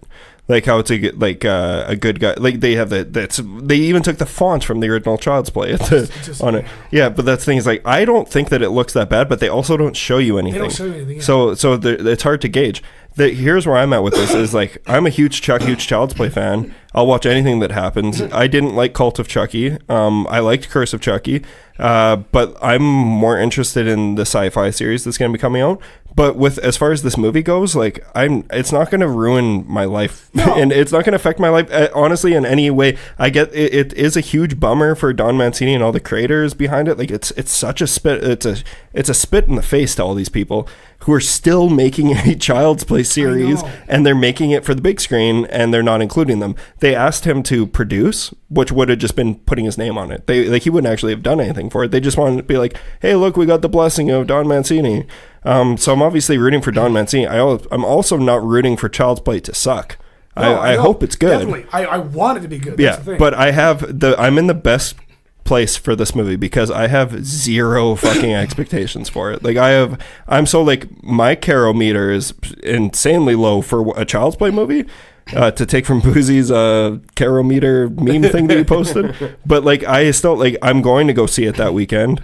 But the thing is, I'll probably go see Toy Story 4 first, and it comes out the same day. Well, see, and that's the part where I kind of have a problem. Is I know you guys are huge Child's Play fans, and I know when the first couple trailers dropped, going back talking about like Halloween, how excited you were for it, Mitch. Obviously, Diego wasn't, but just talking about that, where you were super excited because it's like, oh, okay, we get more Halloween. Where you're looking at this, where I expected a little bit more from you guys in terms of being excited, and it's a bummer to hear that you guys didn't get what you wanted out of it so far. It's just because of the drama and the drama. It's just that, like I said before, it's like a black cloud looming over it. That it's made it impossible to really actually be excited for it. And the thing is, I don't have a problem with it being remade per se. I just have a problem with it being remade at the same time. At the same time, all this shit's going on, and that they're doing weird things with it. Mm-hmm. Yeah, like they're picking and choosing what they want, and it's like they're making real weird decisions, like to keep his name as Chucky and to call it Child's Play, but to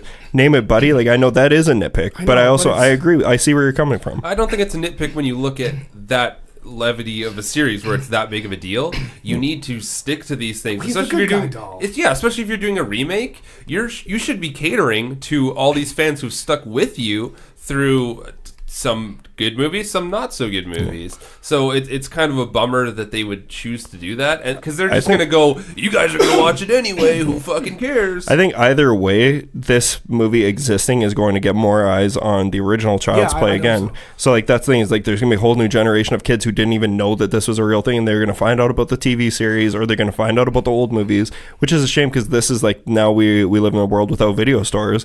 Back in the day, you'd be like, oh, this is based off something. You could go back and rent the old ones. Like now it's like, oh, you got to find it online. Like, so I don't know, like I hope more people see, but I also hope that it's not like, it's kind of like the whole Halloween thing too, like how kids are going back and discovering John Carpenter's Halloween and being like, it's not scary because it's so like it's a different time and everything.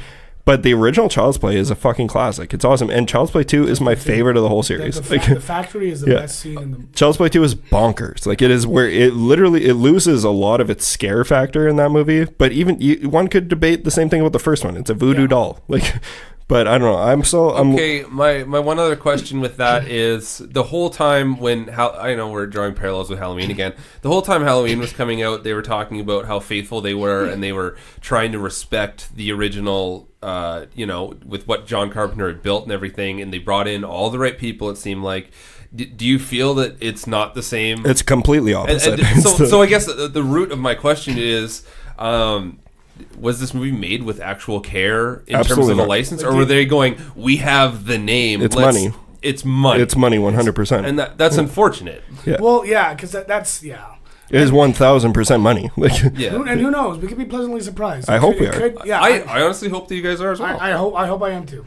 Going on from that, there is a second trailer for Pet Sematary. I also didn't watch this because Seb said don't watch it. There's a big twist in it, and quit fucking whining. I watched it and I can tell you it's not a big deal at all. Are you sure? Because I've been avoiding it, and I actually don't know the twist. I've avoided it well. I'm not going to tell you, but in my opinion, it is not even really a twist. It's a remake. It's a new movie, so it's like they're going to change a few things. Okay, like, so you having seen the trailer, what do you think? Because I haven't watched. The thing, like, I'm excited for Pet Sematary because I love the original and like I love the property, and I'm interested to see where it goes. But I'm also like, I don't have super high expectations for Pet Sematary. Like I'm really excited. I'm excited for it. I think I will be there day one. But I'm also like, I'm not going to be crushed when, like, for example, like the thing that people are freaking out about. I'm like, what? Like that? Like okay. So I'm glad that you at least watched that, and you can. I'm not going to say it on here because I know there are people who are still trying to avoid it. So, but I'll tell you off air if you want, because it's. Maybe I'll just watch the trailer then. You should. It's to me like the worst offense happens at the very end, and that's not what people are talking about. Oh, okay. Yeah. Another news coming in, Paramount pulled the plug on David Fincher's World War Z sequel. So this is like officially dead. It's about fucking time. Good. It is officially dead because they've kept trying, and like I guess at this point David Fincher was very involved and to start getting it going. And I guess it came down to a money thing at the end of the day because Paramount put a lot of their money into Mission Impossible. Which guaranteed is a better movie than whatever World War Z could be. But no, I didn't even hate the Brad Pitt World War Z. I thought it was good. It was fine. It was a fine movie. But the thing is, I don't want David Fincher doing a World War Z sequel. I think he's David Fincher. Go do something fucking... something smarter. Yeah. Go do something dark and spooky. Yeah, or literally do fucking anything. Go find a thriller that people are talking about kind of by the water cooler right now and turn that into an all-star movie. I believe there's a World War Z game coming out this year, though. Yeah. They've talked about that for a long time. Last piece of news, and then if you guys have anything else you know at the end. I'm reading this verbatim, and I thought this was really funny. This doesn't have anything to directly do with horror, but... Okay. KTRK TV reports a man won the Super Lotto in Jamaica and wore a mask from the horror movie Scream to claim his $158.4 million check, which is $1.17 million prize American. The man, who simply identifies himself as A. Campbell, waited 54 days to claim his ticket. So you can go and look that up. Is this dude wearing a fucking Scream mask, That's awesome. holding the oversized? Probably he doesn't want his identity to be Yeah. seen. That's what I would do. If I won the fucking lottery, I wouldn't want people to know. No, definitely not. I just love that that's what he chose to. Ghostface. That reminds. Did you guys hear? I don't know what country it's in. Courtney showed it to me yesterday. She was reading it to me, but a guy is suing his parents for being born. Because he was born without his. We can finally do that. He didn't ask to be born. He knows it's not going to hold up, but he's just trying to make a point. I think it's genius. I think it's fucking hilarious. But okay, I got a couple things left to talk about, if that's cool. Yep. So this is stuff that I guarantee every single horror podcast on earth has talked about already, but I want to talk about it with you guys because I haven't talked to you guys about it. During the Super Bowl, they shared the trailer for The Twilight Zone with Jordan Peele. Did you see it yet? Yeah, Nope. It's a teaser. It looks fucking... It's a teaser. Yeah, and it is a teaser. Do you like Twilight Zone and stuff like that? I never really delved that much into it. But you like Key and Peele. Yeah, I do. Yeah. It looks good. Like they don't show you anything, but I just think it gave me chills watching it, man. Like I did get chills. I got chills just hearing Jordan Peele like walking, like because it's like you just watch the trailer. They show it's clearly a Super Bowl commercial because it starts off on a football arena. It's literally like the teasiest of teasers. Like it's 30 seconds and it just. But the music comes in and there's a door. So they just diddle your bean for a second. Bit, They flick the bean a little bit. And there's also been a second trailer for Us. Did you watch it yet? I didn't watch the second trailer yet. I've been meaning. I'm going to watch it. I've been meaning to get around to it. I just. And the movie comes out next month. Oh shit! That's crazy. That's a month from now. March. Yeah, that's a month from now. So I don't. There's not much else to share about that. I watch it. I think still looks fucking awesome. I got 5 on it. It looks. Yeah, I'm really looking forward to that movie. Also during the Super Bowl, they started sharing mini teasers for Scary Tales to Tell in the Dark. Yes. Did you see those? Yes. Those look fucking cool. And it's cool because I saw this on Twitter. One of the teasers where it shows like a weird fat thing in the hallway. I saw someone was bitching about CGI. Someone's like, the CGI looks so fucking bad, and somebody like one of the critics they're like, that's fucking. That's they're like 0% CGI. Yeah, so that's fucking awesome. No, just from those small snippets I've seen, it looks great. Where is my big toe? Did you guys read Scary Tales? Oh yeah. Kenny actually gave me it. I have a copy of the book now. Yeah. Spoiler alert, I had never even fucking heard of it. What? Yeah. Man, sheltered. This is sheltered me. What the? This is like Scholastic Book Fair 101. I know. No, the Goosebumps. Like Scary Tales to Tell in the Dark was never really a thing for me, like ever. And like but now that I'm looking, I'm like, man, I should have loved this shit. Oh, so you would have. Yeah. I want to. Is it worth it though, like as an adult to go back? It's still some of them are still fucking creepy. Okay, because you can get the pack that you have. It's on Amazon for like $14. Yeah, so I was thinking about picking it up. Maybe you can just borrow mine if you want. Honestly, yeah, I do want to. I want to read those because I just think it looks like a cool ass. Like everything that I've seen looks real cool ass. Well, where's my big toe? Last thing, cool ass. Last thing that kind of sort of broke today. Damien, what? Damien Leone posted on Instagram a coffee mug and a script for Terrifier 2.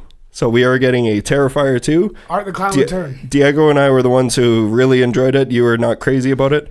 What do you think about a Terrifier 2? I'm excited, but I hope they keep it low budget and grindhousey. Yeah, I think they're going to. But like it's like that's just a franchise that's it was just asking to be a franchise. Which is weird enough that it had such a cliffhanger ending. I know. So that's why I'm down for. I'm happy for it in terms of horror in general as a community because we're actually building a new villain. Yeah, even though it's like because this is kind of. Like it's kind of surprising that we never got a sequel to Behind the Mask of Leslie Vernon. Mm-hmm. You know, like this is kind of like not to like obviously that's a better movie than Terrifier. I love Terrifier though. I thought it was really good, and I want to watch it again now that I'm thinking about it. But I'm down for a sequel for that. But I'm also down for that Behind the Mask sequel that they've been talking about making forever. Didn't they do a graphic novel on it or something? I think so. Behind the Mask. If they did, I need to pick that up. But I think, sorry, if we could just touch on that for a second about the whole Art the Clown thing, is it became such a big thing where Art is kind of everywhere, where he's become kind of that new icon. Obviously, just with how the world is now, we'll never have another Michael, Jason, Freddy. But I feel like this is kind of on that level. I think it's for the fans it's on that level for today's audience because we'll never have those mega stars. Mm-hmm. But having stuff like that, and I know people don't like to talk about it, obviously, but like kind of the Creeper was that for a while. Yeah, that totally. sort of, You know, it's close, yeah. The newer icons, like Firefly family. Lana has a shirt of Art the Clown. Yeah, it's a big thing, and I know a lot of the horror clothing companies. That's big for them. You know, they got the pins, they got fucking everything for that. I really liked Art. Like, I think he's creepy as fuck. Actually, one last thing. Sorry. A special congratulations to our friend Nicholas Humphreys, who Film Mode has also. Sorry, this is a little snippet from a late article. Film Mode has also sold sci-fi movie Project Ithaca to several buyers, including Broad Media Studios in Japan, Ego Films in the Middle East, Fox Asia, and Joy in Cinema in South Korea. Yes. So I haven't heard anything about Canada, though. So, but yes. Great work, Nicholas. Great work, Nicholas. I hope he hears this. Yeah, no, and I can't wait to see Project Ithaca. So but what I'm saying is that if this is the case, there's a whole bunch of fucking pirates over in Japan, so hopefully we can download Project Ithaca real quick. You know what else is? Or he could just send us a screener. Yeah, maybe he could send. I guess we could do that. You know what else has a lot of pirates? Somalia. Okay, I'm just gonna. Let's go on to our main feature. Wait, I have a piece of news. Okay. You gotta quit telling shitty jokes then. So this one, it's I don't give a shit about it really, but I thought it was interesting because it is horror. How does a pirate say the alphabet? Fuck you guys. James Wan, creatures introduced in James Wan's Aquaman get horror spinoff called The Trench. That's not real. Yes, it is. Is it real? 100% real. You're looking at me like I've literally offended you. I'm sorry. That blows. I'm fucking reading it right now. Well, that blows my mind because it's Aqua Hollow. It's a water version of the hell. Oh, it looks like that. That's my favorite scene of the movie. Yeah, this horror project, appropriately titled The Trench, will be produced by James Wan and Peter Safran, and it'll be modestly budgeted, more than a normal DC superhero temple. Blah blah blah. The cast of Aquaman are not expected to show up. That would be strange. But it's gonna. It's strange. Just do an Aqua horror movie. It's gonna technically, from what I'm the gist of, it's gonna technically be a DC movie, but not deal with any of like the DC characters. It's gonna be all about the Trench. Weird. Yeah, because that scene is my favorite scene in the movie. I love that movie. But ready to rock and roll onto the main feature. Buzi's pick, Splinter. From? 2008. Wow, you got it this time. I literally almost said 7.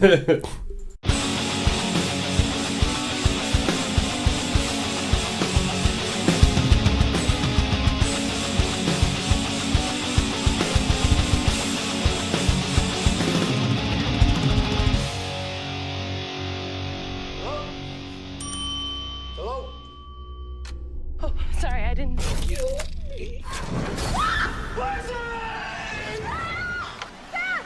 inside!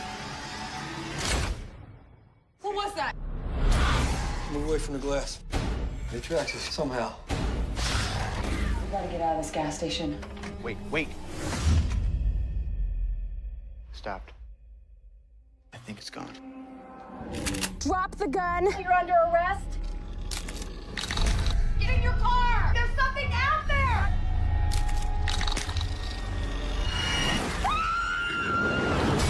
Run! Watch the Splinter. Don't want to stick you. And welcome back to our main feature presentation, in which we will be discussing Splinter from 2008. Yes. Which was directed by Toby Wilkins. It was written by Ian Shore, Kai Berry, and Toby Wilkins. Fuck, they got Kai Berry, hey? Kai Berry, yep. Mr. Wilkins. It's starring Shea Wiggum, Jill Wagner, Paulo Costanzo, and Charles Baker. Those are the main actors. I guess there's only 2 other people in it, so I'm going to mention them. Rachel Curbs and Laurel Whitsett.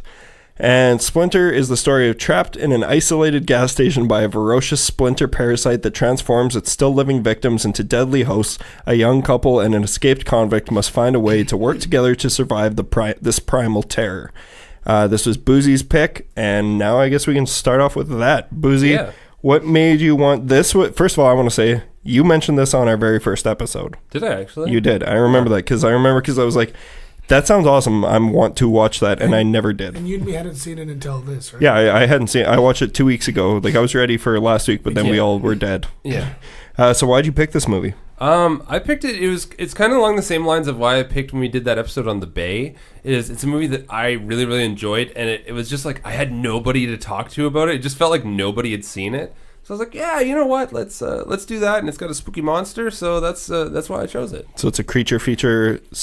In a sense, and it's like totally up my alley. Like, yeah, 100%. It's definitely, if anyone watches, I know actually we had a couple listeners who, I know Bryson watched it, Darcy had watched it, and Darcy had seen it before. Yep. And he likes it a lot. He also watched Rawhead Rex. And gave it a 5 out of 10. So. I saw that. Because remember, none of us have seen that movie. So. Yeah. No, I haven't seen Rawhead Rex yet, and that'll be next Quick shout episode. out to Darcy for becoming a Zealand Art fan. Quick shout out to Darcy for just being the homie. Yeah. Fuck, he's going to Edmonton to see Zealand Art, and I wanted to go to the show. What? So it's Deaf Haven, Zealand Art, and Baroness. That'd be In awesome. Edmonton, yeah. But I think it's a week I can't get off work, so I know I'm fucking pissed. That's a bummer. Well, either way, love you, Darcy. It's a boner. Cool. Well, who wants to go first about this movie? Who wants to talk about I'm it? gonna let baby boy Buzi pick it up because he was so excited about it, my boy. We I already want you guys to go first. I'm more I'll go interested. You go first. It was okay. Yeah. I liked it. Definitely enjoyed it more than the cat movie. Sleepwalkers. Which did you guys? Oh yeah, you guys haven't been on Twitter in a while. You guys both got a shout out for not liking that movie. From who? Daniel Epler. He said that you guys didn't get it, which I think he said we all didn't get it except for maybe me. Who's Daniel Epler? He's been listening to us for a while. Are you kidding? Me? Yeah. I don't go on Twitter. That's Death Metal Dude. Oh, No, that's oh my god, no, that is not. that's Dalen. That guy's name is Dalen. Dalen. Yeah, no, Shit. no. Daniel's been with us for a while now. I know Daniel came on while we were doing Guest Fest. I'm pretty sure. Okay. Either way, I talked to Daniel a lot on. We love Twitter. everybody. Yeah. You don't know who that is? That's no. We just have Girl! we have so many fans. It's hard to keep. No, track. We have tens of listeners. We just have onset dementia going on here. But no, I agree with him. But we'll continue. Sorry, my voice is getting worse. It's probably because I was screaming while you guys were. Yeah. You really were. I like the idea more than the execution, because my biggest gripe with this movie is while the creature designs were cool, You can't see it.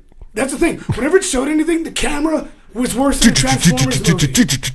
It was just so shaky where I was like, I want to know what's happening. And like that's why I liked it when it showed like a lot of the shots of the creatures like far away and like just shots of them not moving, because then I could actually appreciate it. But when shit was actually hitting the fan, I couldn't tell what was going on, which was disappointing. But that's really my only major gripe with it. Other than that, I thought it was pretty cool.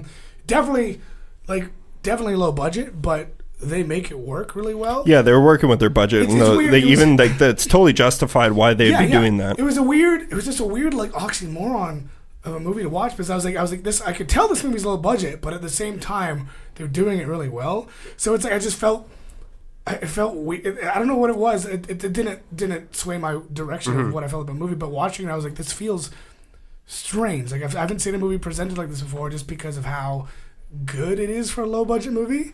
Yeah, no, it's definitely low budget. I think that's part of the reason why a lot of people haven't seen it. Yeah, no, and that's why. Yeah, totally. And like it's the even the budget thing isn't even necessarily a problem here, because they still had a cool. It's just I'm like for a low. I'm only saying that because I keep bringing up low budget because I was impressed with it. Like for a low budget movie, I thought it had a really good presentation.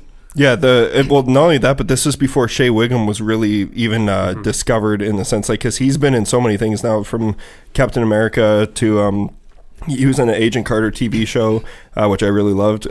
He's in Take Shelter, which is a movie that I fucking adore, that Buzi would really like.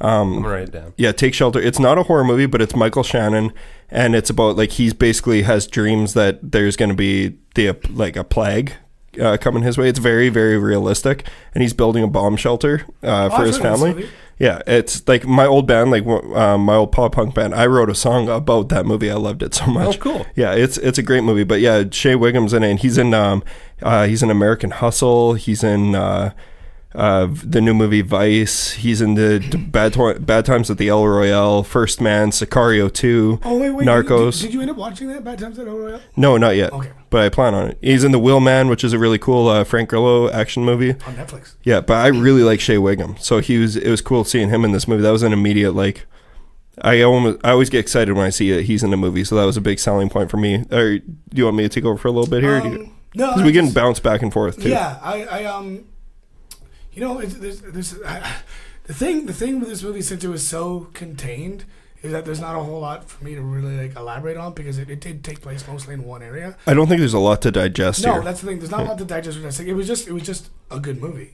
It's a cool creature movie. It's as opposed to telling this massive story, Yeah. it's more of an incident It's movie. a bottle episode. Yeah, exactly. I overall I really liked it. I thought it was cool. Like again, like I bring the low budget up. I thought it was really cool doing with how much they did with what they had. I thought the gore was really cool. I thought the creature was cool. Really, my only gripe is the shaky cam. As soon as anything was happening, and I get why they had to do that. That's where you could tell that they were covering up their low budget. But at the same time, Transformers is a low budget movie, and they do the exact same thing. Yeah, and that's the thing. So for me, I wasn't that crazy about this movie, but I did get enjoyment out of it, and I can totally see where the audience is for this movie. First of all, I took a whole bunch of notes, but like the thing that I liked most about it was the creatures, and the like Shea Wiggum was really good. I liked him. I wasn't crazy about the other actors, and I'm going to elaborate on that. But I really liked the creature design and like how it was coming about throughout the movie and how you were exposed to it, and it actually felt tense at a few parts. Like that's what I liked most about it, is where like the tension was there. But then for me that was immediately deflated when they would do the shaky cam thing. So it's like every single time they did the shaky cam, and I was making that sound. They do that music where it almost cues, where it's like, it's like, this is intense, this is intense, this is intense. And that like really took me out of the movie. But I want to go back to the very beginning. So yes, it's a low budget movie. It was produced by Mark Cuban. Are you serious? Yeah, Mark Cuban of Dragon's Den. Yeah, of Shark Tank.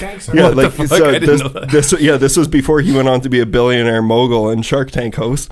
But like that's what, like, because I know that he actually, because I was trying to learn some stuff about this movie, because like that's the thing, is it is a very contained movie.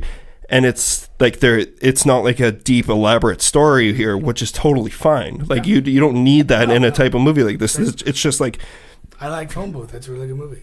Yeah, but even like, Devil. This is just the kind of movie that, like, if you're a fan of creature features, if you're a fan of monsters at all, there's worse things you could be watching than this. This is something that you should at least see. And even though I didn't really like it, I could still say that I could understand why some people like Did you it. like it more than Sleepwalkers? No, I like Sleepwalkers a lot, like, because Sleepwalkers was so fucking stupid and so campy and ridiculous. Like looped around to be like good? Splinter was like like it's definitely serious, and they were trying to make it really like they that's the thing, is like where it's lost for me is in the drama. But like I took a whole bunch of notes, and like, so I took these notes 2 weeks ago when I watched this, so I've almost forgotten about it. I've refreshed myself before you guys got here, and I started laughing again because I forgot about this. But like it always bothers me in movies. I'm always the guy who brings it up, but when the hot girl's with the ugly dude, like that's the main character. So like that immediately, I'm like, wait a minute. Oh, you mean like the super beta male dude? Instantly like wear it down that he's the beta male? Like the one who's like a scientist or and he's the guy from Road Trip. He's in Road Trip, and he's the brother in Josie and the Pussycats. But he's with this like insane, like not even like, she's a good looking person. Yeah. But she's like Barbie doll, and he's like Randy River. like he'll mod your Xbox for you. Like that's who. Randy River. He's wearing like Randy River polo shirts, and he'll mod your Xbox. Is what I came up with. If you want to, he's the guy who's like, oh, I can custom build you a computer. Yeah, or he's the guy who was like selling burnt copies of porn in high school, like on DVDs. But yeah, so that bothered me. Like man, it's even crazier than Mike Flanagan and his wife. I'm sorry, but yeah, this guy's like Screech 2.0. Like he looks like Screech. Dustin But Dallas. the other thing, it blew my mind, because I was like, I need to look up who this girl is, because she's clearly not a good actress. Like and that's you don't need an amazing actor or amazing actresses in these movies. Like they're lower budget, like monster movies. They don't. You're not there for the prestige acting. They're pretty much meant to be fodder, or looked at as fodder. Yeah. She's the host of Wipeout. What? She's the host of Wipeout. Yes, really? Yeah, she's the host of Wipeout. So I was like, where do I know this chick from? But so that blew my mind. Is that show's not around anymore, is it? No. Real quick little segue, or not a segue even, but I would love to see like a Takeshi's style. Nope. Takeshi's Castle Wipeout style show, but like horror movie style. So like Escape Room, but Wipeout. Well, yeah. I'd be in. So every obstacle kills you, or could kill you. Well, I don't even mean like horror movie. I mean like in a real life. I'd love to see a game show. American Gladiator, but horror movie. Yeah, that would be sick. That would be awesome. It'd be like Rollerball, the remake with LL Cool J. But yeah, I don't know. And then what the fuck was I saying here? Yeah, like I even down in my notes, like multiple times, it's like, man, I didn't write anything about this movie besides the fact that this guy is way too goofy for this girl. So I was like, honestly, just rewrite them as brother and sister. And if like these are actors, they're capable of getting people who can play this role better, or like just change the story slightly. Say they're brother and sister, like how in Jeepers Creepers they're brother and sister. Like automatically makes it believable. So like that's just a little thing that I would have changed, and I know everything about film. But yeah, like like Diego said, the low budget shaky cam thing was the only thing that it really took me out of the movie. But I did still like when I saw the creatures, and I especially liked the hands running and shit like that. Like it's clearly that was Idle very Hands. Thing-esque. The thing in like Idle Hands, like that's like right out of Idle Hands. But yeah, I was laughing. Are we gonna do spoilers on this thing? Or sure. Yeah. Should we do spoilers? It's 11 years old. Yeah.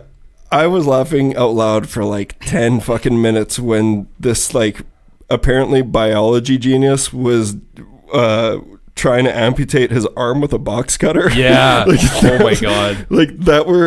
I got so much enjoyment out of that 5 minutes that I was like, okay, I'll give it a pass, because it was like, that is so fucking stupid. Try and cut through the bone like that and everything. Yeah. Oh man, it was awesome. But yeah, I don't know. Like I was understanding of it the whole time, but it kind of lost its charm for me when it was just like over and over again. The shaky cam thing bothered me, but. Diego's falling apart. You okay? Yeah. Okay. My foot got caught on the tangle. Okay. Is it my turn? Yeah. Okay.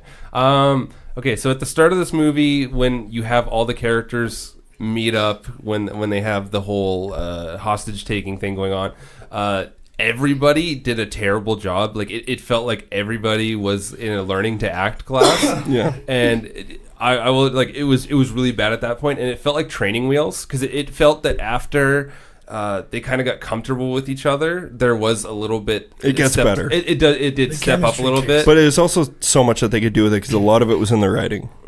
No, for sure. And I guess that they tried their best, but it really did feel like it was outtakes at the start when they were doing that whole thing, and I kind of forgot about that when I was watching it. Like after not seeing it for a while, like, oh, this stuff at the start isn't very good. It's when they do actually get to the gas station that it becomes way more interesting, and I really like that you don't get a ton of backstory as to what the creature is. They never have that like cabin fever moment where they're like, oh, it's something in the water, or it's just this isolated must be something in the water. Thank you.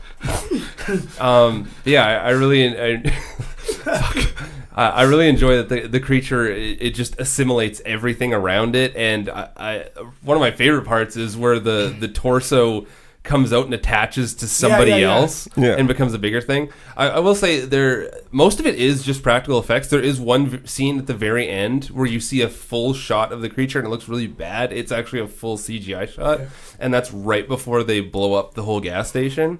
The only other thing I have a problem with in terms of story, I think the story's fine as it is. The only other thing I didn't like is they really tried really hard to have the bad guy at the start like make up for it, and he learned his lesson. He fucking pistol whips his girlfriend right in front of him, and like he's pistol whipping people, and they're just like, okay, no, we gotta say, like they could have literally left him out there at the one point. Yeah. And it's just like, hey man, like and that's the thing is, I was like, even his fucking shoes are bothering me. Like broke boy can't even afford Adidas. Yeah, but when they went into this whole story about how they were going to Mexico and starting a better life, like that it's was classic all that horror stuff. cliches. Yeah, all that stuff. I can look past it because I like the movie, but all that stuff is really annoying, and it just seems so basic. I think a better way would be like both him and the other character have kind of that martyr moment where they both died so that the girl can survive, something like that. Yeah, and she can go host Wipeout. Yeah.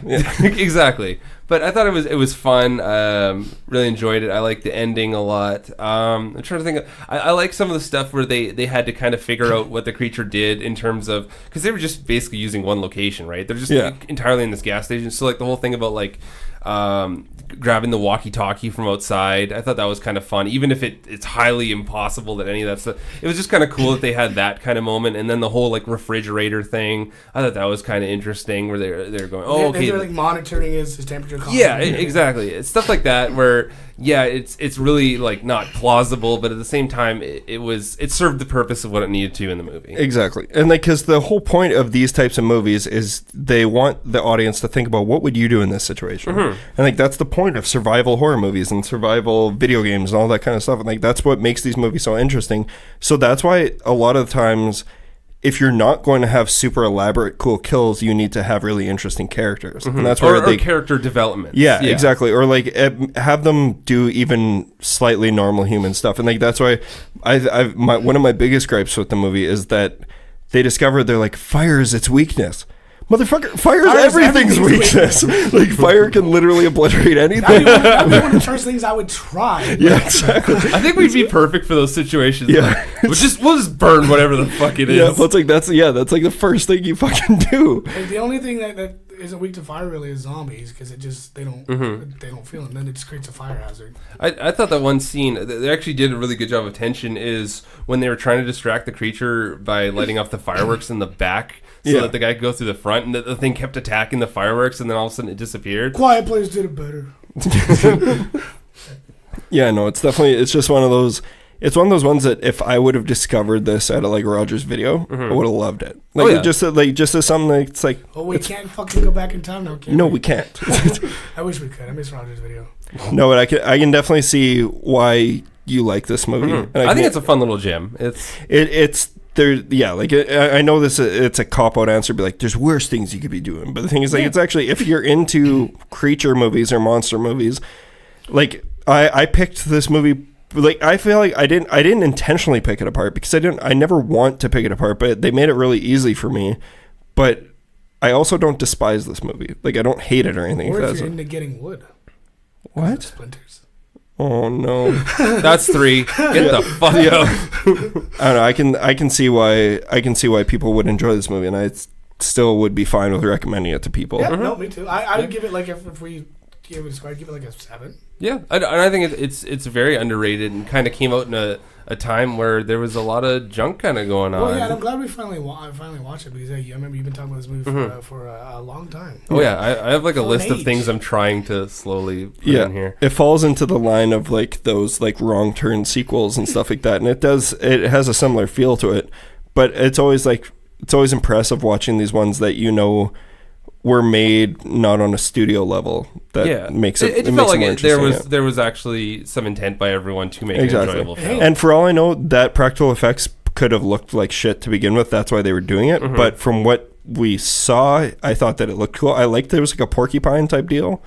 Like that's what I liked about it, because it was like, that's not something you see all the time. Well, it just seemed like it wasn't generic. Yeah, it's like the Iron Maidens in Resident Evil 4. Yes, it's exactly like that. Fuck those things. It just seemed like they actually tried to have a creature that did more things than just stand around. Yeah. You know, it had its own distinct sound, and it did certain things. Like, I think they did a very good job without directly saying, like, it does this, this, and this, that they could build up enough of you knew what the creature was. It's weird that I feel like I could smell it. That is weird. Like, seeing the creature and everything, I'm like, I could smell this. What did it smell like? I don't know. Burnt whiskey. Yeah? To me, it smelled like burnt tires. Yeah, burnt tires and whiskey. A burning tire that somebody tried to put out with whiskey. There you go. Okay. Yeah, I don't know. I am impartial to it, but I like it a lot more than Sleepwalkers. I actually enjoy it. I think we covered I haven't even seen Rawhead Rex, and I'm pretty sure it's completely different than both of these other movies. So that's what makes me excited about it. So we're covering some new ground here. It's a good way for us to each show our individuality, I guess. Yeah. I want to give a quick shout out, because I know that Buzi wanted to pick this movie, and I know that we will do an episode on it eventually. but Isolation is a movie that Buzi really likes. Is that a monster movie? Is that a monster movie? I'd say it's even more so a monster movie than this one. Yes. And it's really good.